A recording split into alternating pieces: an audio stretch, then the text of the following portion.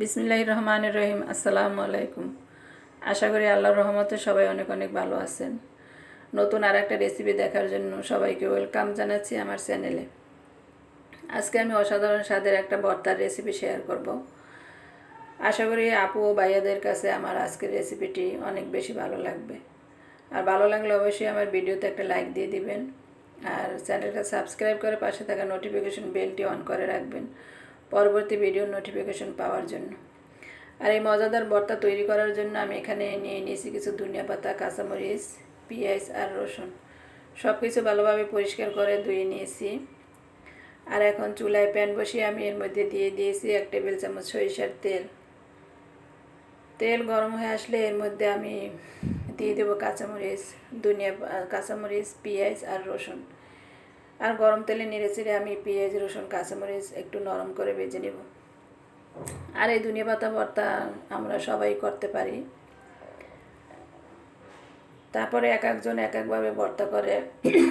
আমি কিভাবে ভর্তা করেছি সেই রেসিপিটা শেয়ার করব।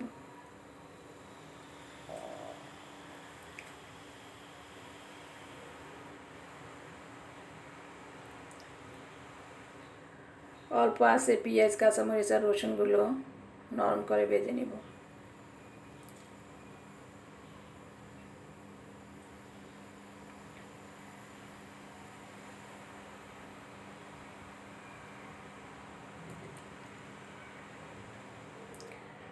এই তো পেঁয়াজ, রসুন আর কাঁচামরিচগুলো আমি 1 মিনিটের মতো ভেজে নিয়েছি।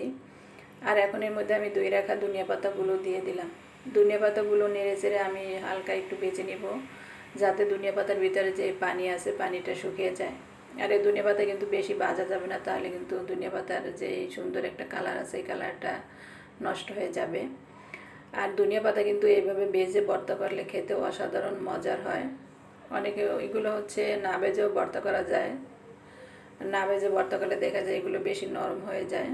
আর এইভাবে একটু ভেজে তারপরে ভর্তা করলে কিন্তু ধনিয়া পাতাটা খেতে অনেক মজার হয় আর অতটা নরমও হয় না।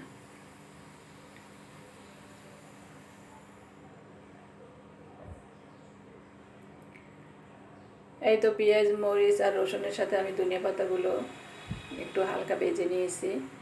এখন সব কিছু আমি একসাথে পাটায় নিয়ে নিয়েছি। এর মধ্যে দিয়ে দিয়েছি পরিমাণ মতো লবণ। পাটায় বেটে এখন আমি ভর্তাটা করে নেব।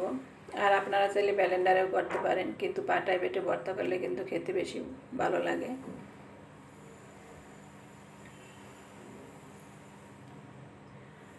এই তো আমি পাটায় বেটে ভর্তাগুলো নামিয়ে নিয়েছি। তৈরি হয়ে গেছে আমার অসাধারণ স্বাদের একটা ভর্তার রেসিপি। আপনারা এইভাবে করে দেখবেন, খেতে অনেক মজার হয়। আশা করি সবার কাছে আমার রেসিপিটি ভালো লাগছে। ভালো লাগলে আবারও বলি, আমার ভিডিওটাতে একটা লাইক দিয়ে দিবেন, আর চ্যানেলটা সাবস্ক্রাইব করে পাশে থাকা নোটিফিকেশন বেলটি অন করে রাখবেন পরবর্তী ভিডিওর নোটিফিকেশন পাওয়ার জন্য। সবাই অনেক অনেক ভালো থাকবেন, সুস্থ থাকবেন, নিরাপদে থাকবেন। আল্লাহ হাফেজ। আসসালামু আলাইকুম।